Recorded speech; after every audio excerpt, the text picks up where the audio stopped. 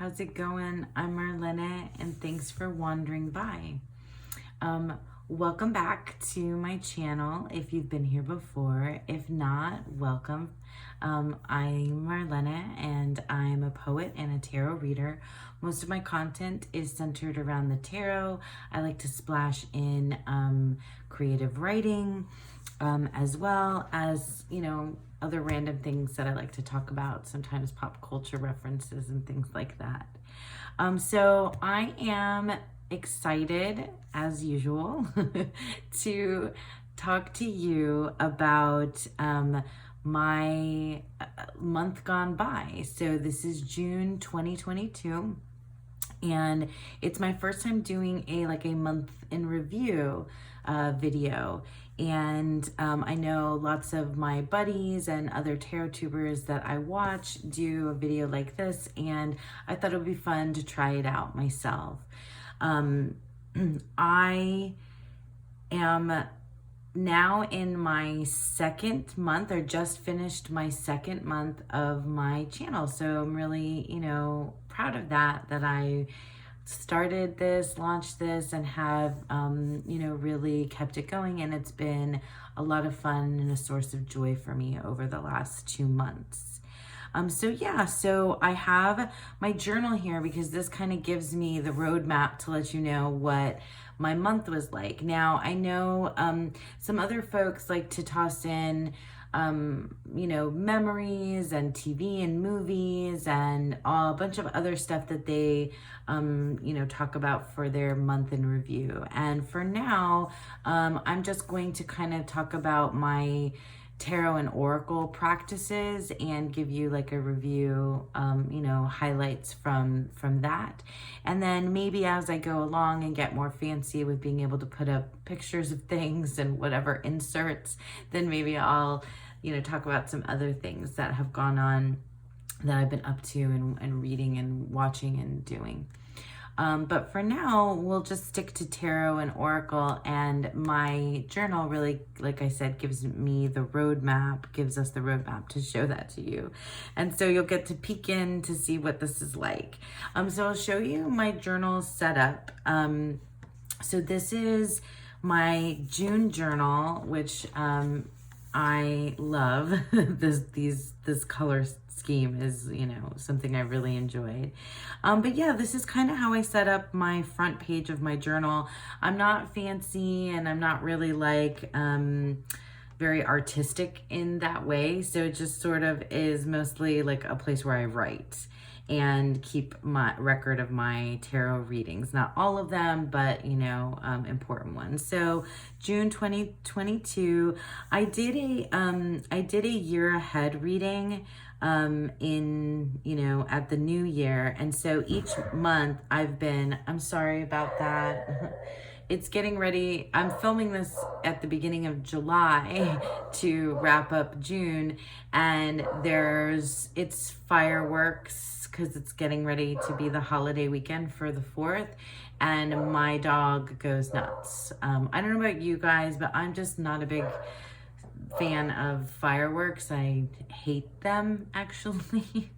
And I'm sorry to people that enjoy them, but I just hate everything about it because my dog goes nuts. And I have some people in my life that suffer from PTSD, and it's just like, anyway, that was a ramble. And I'm sorry. Let me get back to my journal.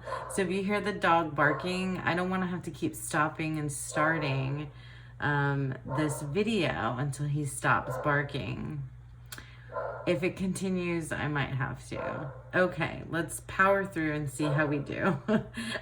So like I was saying, I did a year ahead spread, and I used a Waite Smith deck, as well as the Sacred Creators Oracle, which I no longer have. But anyway, I pulled one tarot, one oracle for each month. And so I've been taking that from my January journal where I noted it and putting it here putting it in my monthly journals. Sometimes I use one journal a month. Sometimes I put 2 months inside one journal. It just depends on, what journal I feel like using. and how much I end up writing. So I always like to note, or I've gotten in the practice of noting the moon events, the full moon and the new moon when they are, and then the tarot deck that I use this month. I use the same tarot deck for my moon readings for the full moon in Sagittarius and the new moon in Cancer. And then I like to note the particular tarot practices and challenges that I'm working on or that I worked on in the month. And I am a member of Dawn Michelle at Boho Tarot's Weavers membership, and we do something called the monthly medicine, or she provides a guide for the monthly medicine, and so that's what each week was centered around for the month of June. And then I also I guess I plan to use, so I also picked or looked at the Spark of Magic Tarot Challenge, the June Tarot on Lionhearts. That's they, I don't know if it's he, she, or they, on Instagram. And I can tell you that I definitely stuck to the monthly medicine, but I did not stick with the Spark of Magic Tarot Challenge. I started it, but I definitely did not do the whole month. I petered out somewhere mid-June. Okay, so now this is where you guys are gonna see how nutty I actually am. So let's take a look at my list of, so this is like, I plan some tarot decks and oracle decks, and then I revisit, and then some of them I didn't get to, and some of them I let me grab my pen. And some of them I only use for like very specific practices. So what I'll do, so that this video isn't a million years long, because I'm not going to go through and show you every single deck, but I just highlighted the ones that I haven't already kind of featured on my channel yet this month. And my favorites, really, like the highlight of my month. So the Mermaid Tarot, and I'll just walk you through it. I mean, I don't know how interesting you guys will find this, let me know. But I have a large collection of tarot and oracle decks that I've amassed. And I really am glad I do. I like having choices and variety.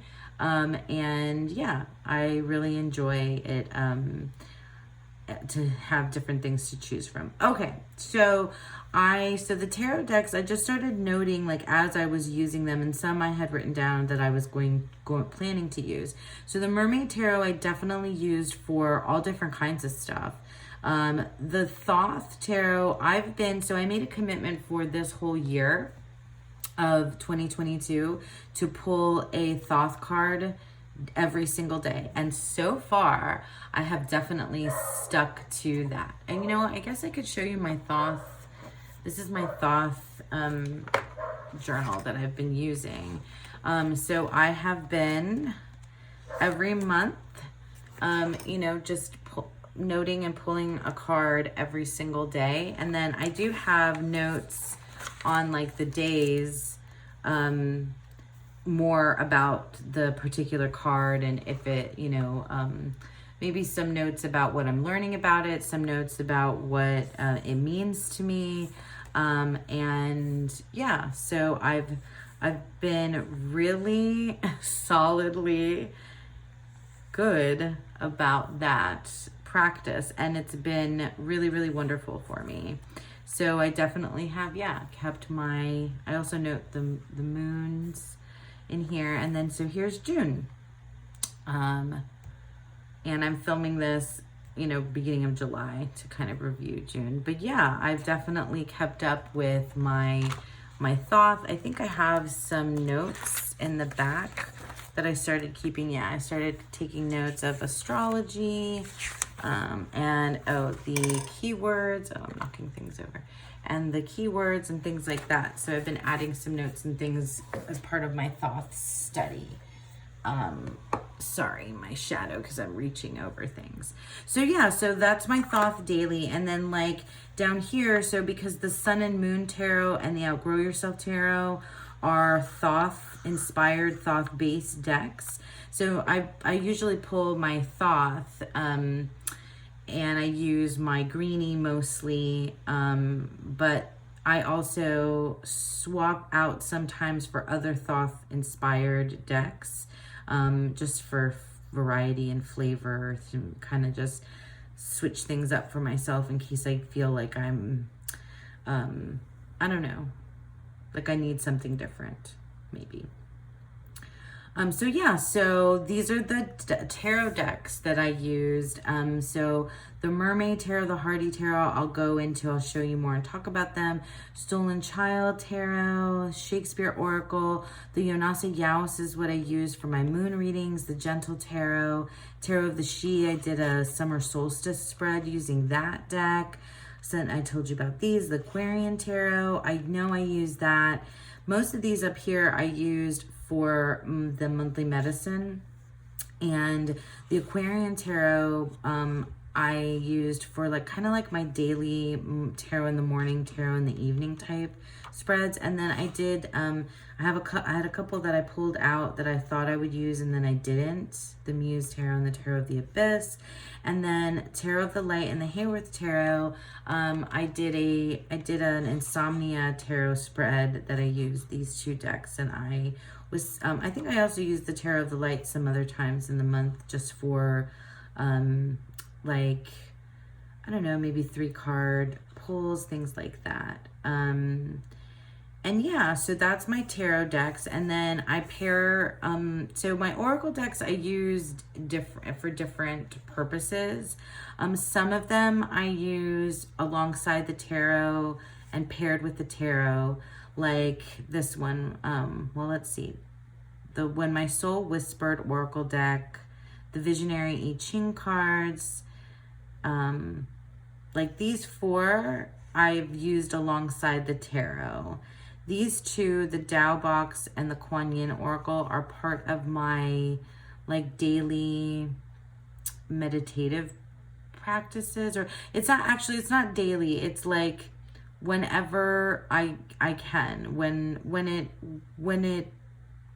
I need to. I have like my meditative kind of spiritual practice with these. The Nature's Wisdom message cards, the Visionary I Ching, and my Thoth Tarot is part of that as well. I used Pear Tree Court by the lovely and talented and wonderful Danny Mystic.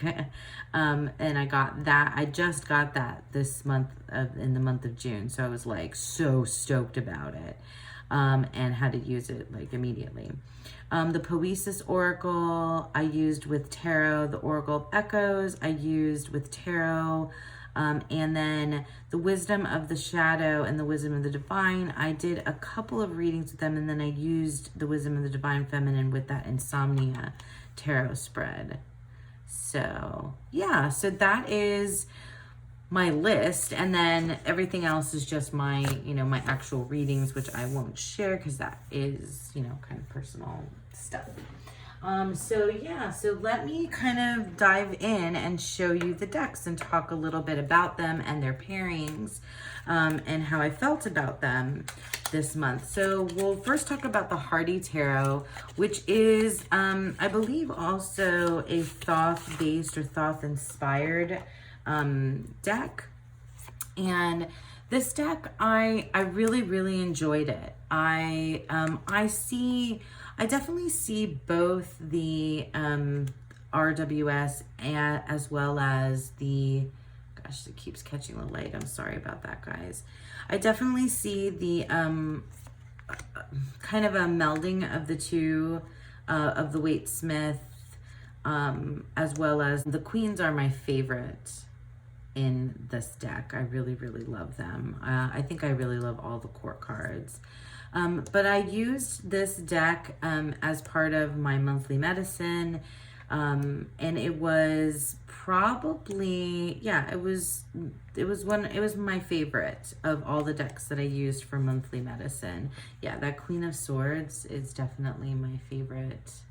She really embodies someone who has come to their truth and who has lived, I don't know, just the profile, the eyes closed, the sword leaning against her chin. It just feels like a soldier. I mean, but I don't know. It's not like that. It's, I don't know, those purple roses, the moon and stars in the background. There's just like everything about this image like speaks to me of somebody who is powerful and learned, and but not without depth of feeling. I guess, yeah, that's the best way I can put it. I like that the cards are, you know, that the minors are pippish, but they give me symbolism to work with. Yeah, again, like the court cards are probably some of my favorite court cards. There's just like I just feel like I really understand these people by the way that they look. I mean, so they are like, they're like representations to me of how I see the court card meanings. Not necessarily as like actual people. I mean, I guess as actual people, but also as,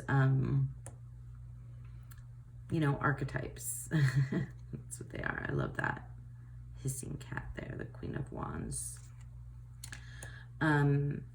Yeah, I really love, I love this page, who is like half fairy, satyr, I'm not sure. Well, not satyr. They have like the goats, or some sort of animal ears and horns there. Oh yeah, this Two of Swords is beautiful. I love this Nine of Cups. It's just, yeah. I just really love the softness of the artwork. And I really enjoyed, let me go through a little bit faster. I really enjoyed this deck. I enjoyed it quite a lot. It paired really beautifully with one of my favorite oracles that I used this month, the Visionary I Ching cards. And I guess I can show you how they look side by side. So I'll show you the I Ching cards, and then I'll show you how they look together. I think I might have put this back in order because I'm studying the I Ching, and I started putting this back in order because I wanted to kind of look at card by card meaning. Sorry, it's glossy, so it's definitely gonna get. So there's the hexagram, and the images are just like so soft and beautiful. I love the guidebook. I'm learning about the trigrams coming together and what this means, the water above, the water below. I'm just, I'm not nowhere near an expert on the I Ching. I'm really just like understanding, you know, the parts of it and how, you know, it's one of the most ancient divination systems, or if not the most ancient divination system in human history. And so I, maybe cloud reading goes further back. But these images, so this deck can be used, oh, let me show you the box. So this deck can be used as, you know, divinatory with the I Ching, but it can also be used as an oracle, just with the image and the keywords. These are, you know, enough for me to use to get an oracle message. So yeah, let me show you a little bit of how how these look together. I'll just do the oracle in the middle and the tarot on either side. They just really look really lovely. They match up very, you know, the artwork matches up. For me, they speak to one another really well. So yeah, I really enjoyed putting this all together this month. So this was, you know, one of my favorite tarot decks, one of my favorite oracles. I got this card, the Well. It just like took me, you know, down the well. It was a really, really interesting symbol and metaphor to consider about what was going on in my life at the time, and like the depths of feeling and the depths of emotion and the depths of understanding, and also what it means to pull water from the well and, you know, bring that emotion up and out and share with others. So yeah, I mean, I love stuff like that. I love thinking about things like that. And I really enjoyed using, and still am continuing to use, the Visionary I Ching cards. They have not left my reading table since I got them. So the other two, I didn't pair these together, but they were definitely favorites in my practice this month. They're highlights for me. Like I said, I got the Pear Tree Court Oracle that was created by the lovely Danny Mystic. And these are the beautiful backs.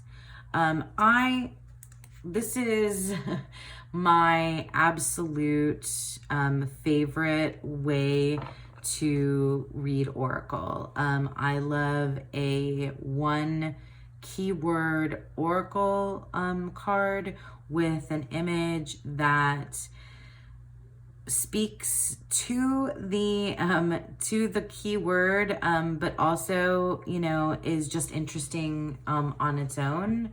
And this artwork and these expansive keywords, they look really beautiful next to, oh, I definitely got that one. They look really beautiful next to so many different decks. And even if it's not like, you know, because this is in the art style of the Marie Antoinette, you know, and Paris and Versailles, right? So that time period. And, you know, not every tarot deck has artwork that necessarily, like, you know, matchy, but see, like, look, there's Versailles. That's one of the extra bonus cards in there. So, but these keywords, like, oh, I love this so much with past and just the chair. Like, I could sit and journal about this card in different contexts. It came up for me a couple different times, and I journaled about it quite a bit with completely different type of context. I think that's my daughter playing a video game and getting excited next door. She's like squealing, sorry. But yeah, like, even if it doesn't, even if the artwork didn't line up necessarily with the particular tarot deck that I put it next to, some of them it really did. I think I paired this with the Shakespeare Oracle, and that was like beautiful.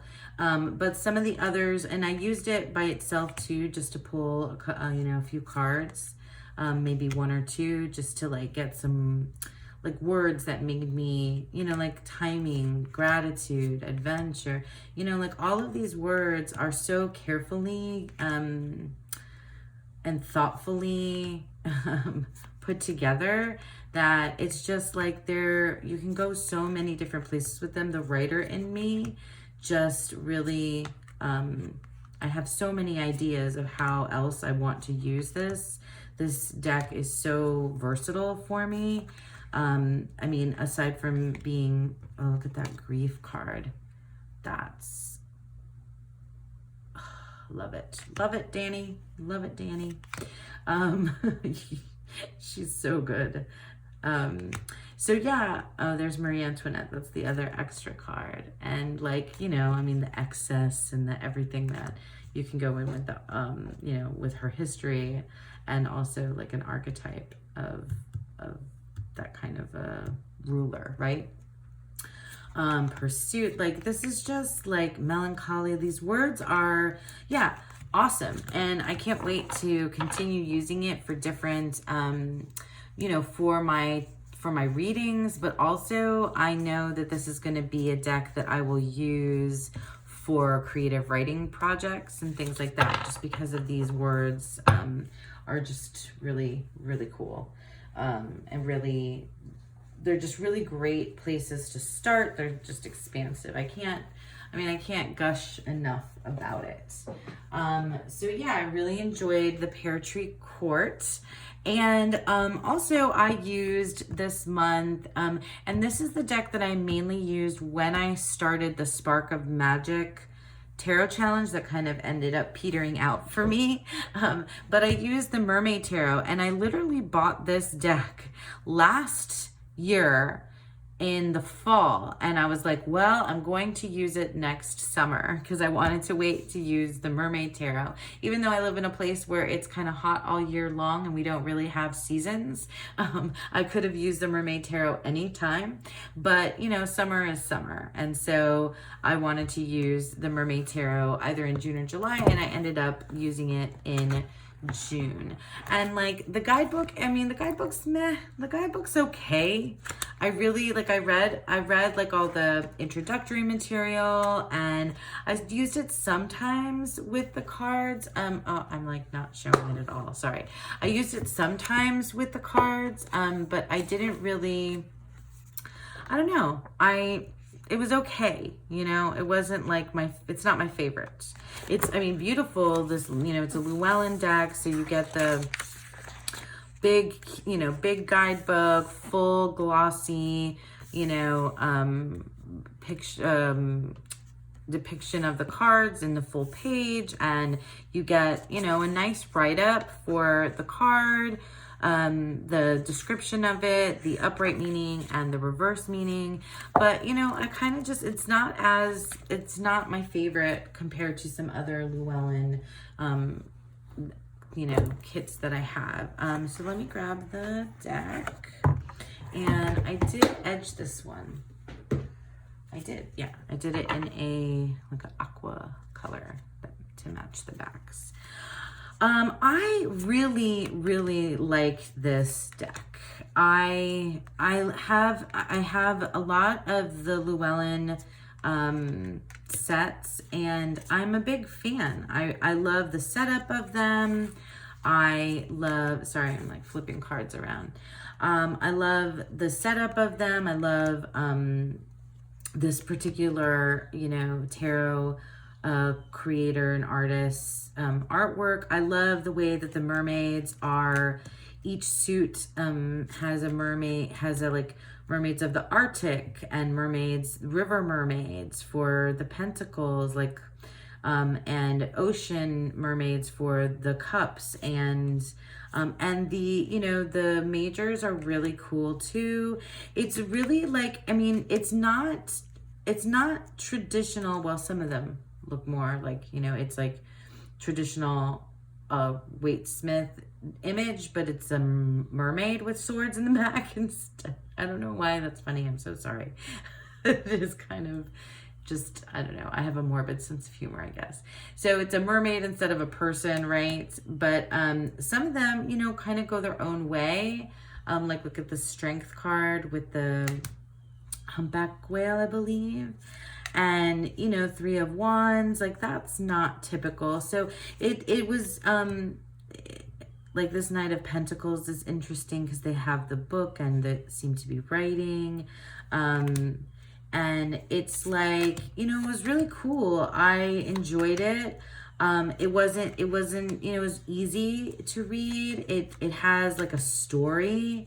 which I always enjoy a good story in the minors. When there's like a pattern, you know, like those different minors.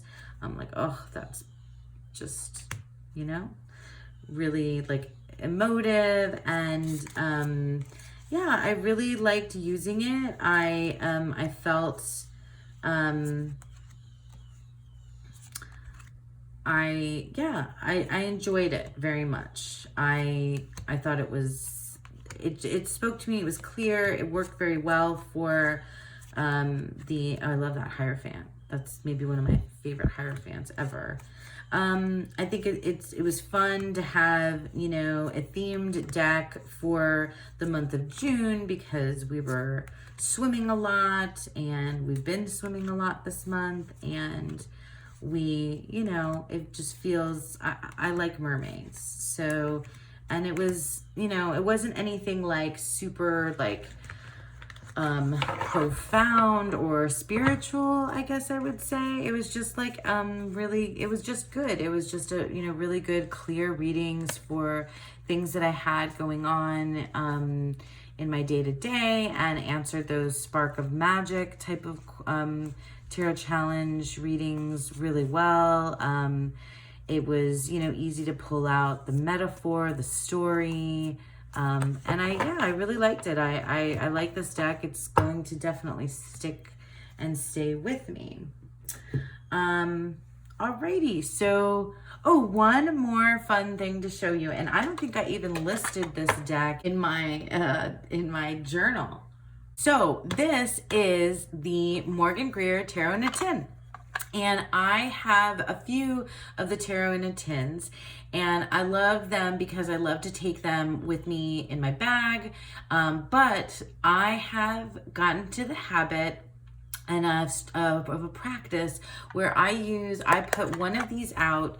Usually I rotate them once a month, and I probably do maybe 1 or 2 readings a month with a tarot in a tin on my back porch. And so these have become like my outdoor decks. They're my travel and outdoor decks.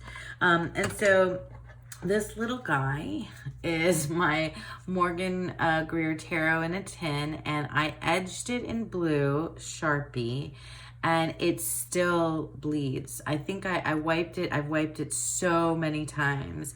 I wish I had never done that. I mean, it looks cool, but I wish I had never done that because yeah. Anyway, so this is the Morgan Greer Tarot in a Tin, and I love this deck so much. This deck has traveled with me, but normally I do a reading from the porch, and I post this in some of the Facebook, the tarot Facebook groups as well when I do it. So typically what I do is I do a 3-card reading for myself and my partner, and I do and it's you, me, us. And I always do this while we're outside. Us. Oh, well, that's good. Feels like he's thinking about our future. We have friends coming to visit soon, and yeah, we've been doing a lot of reciprocity here in this partnership, my partner and I. But you know, that's just for funsies right now, because I normally do this when I'm sitting outside in the porch with him. And this could be part of my tarot quirks if I ever do that tag, but I don't usually let anybody else touch or shuffle the tarot cards, except for my partner, when I do these readings from the porch outside, and he doesn't shuffle, but he's allowed to cut the deck, and that's it. I don't know why, but that's what I do. Yeah, the Morgan Greer is just like a go-to for me, and I just like to have it outside sometimes. I used to exclusively use this in the porch until I started collecting some more of the tarot in a tins. But you all have seen this deck before. It's really, I love the close-up, you know, I love it. And yeah, that practice has become something I've really continued to enjoy doing, readings from the porch. So alrighty, so that's it. That was the month of June. I guess I could put some of these back out here again to show you. I'll pile them up a little bit. I'm never gonna, we do this game, right? Where we, there was only 4 of them, so I guess I can fit them all here. So, I really had a great month with my practice. And these were, you know, just some of the highlights of the cards that I used. And I hope you enjoyed hearing all of my ramblings about these particular decks and my practice in the month of June. Thank you for sticking around and hanging out with me. I hope that you all have a beautiful, wonderful day. Bye now.